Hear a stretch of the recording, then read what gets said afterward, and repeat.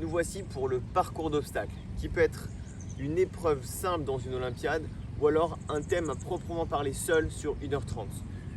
Un petit exemple où je vais utiliser le mobilier urbain. Je me balade dans la nature ou en ville et j'utilise les éléments au maximum pour arriver à être intégré au paysage.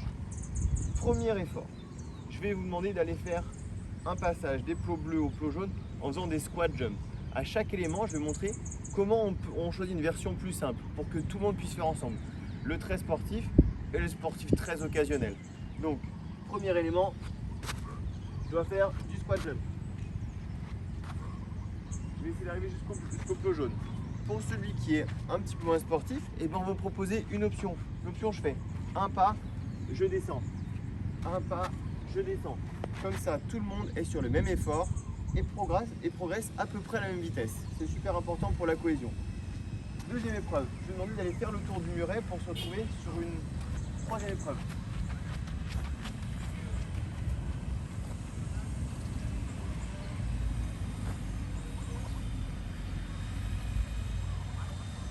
Cette transition, je peux la faire en courant ou en marchant encore une fois. Ici, épreuve des burpees bien connue de ceux qui font des courses à obstacles. Je pose les mains au sol, je mets à plat ventre. 1, 2. L'objectif, ce serait par exemple d'en faire 10.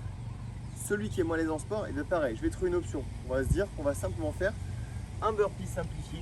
Je mets les mains, position de planche, je me relève, ça fait 1. Ça fait 2. Et ainsi de suite, je peux poursuivre. Alors, on peut jouer sur la distance à faire entre deux épreuves. Ensuite, on a toute une partie qui est ajouter des obstacles, un filet, une palissade, porter des sacs de sable pour aller faire un circuit donné.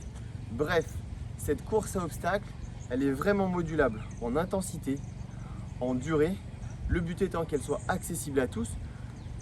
Une course à obstacles avec un cercle court comme ça, le défi peut être pour l'équipe, faites-moi le plus de tours en 10 minutes. La personne très sportive, elle va vouloir faire plein de tours, donc on ne la bride pas.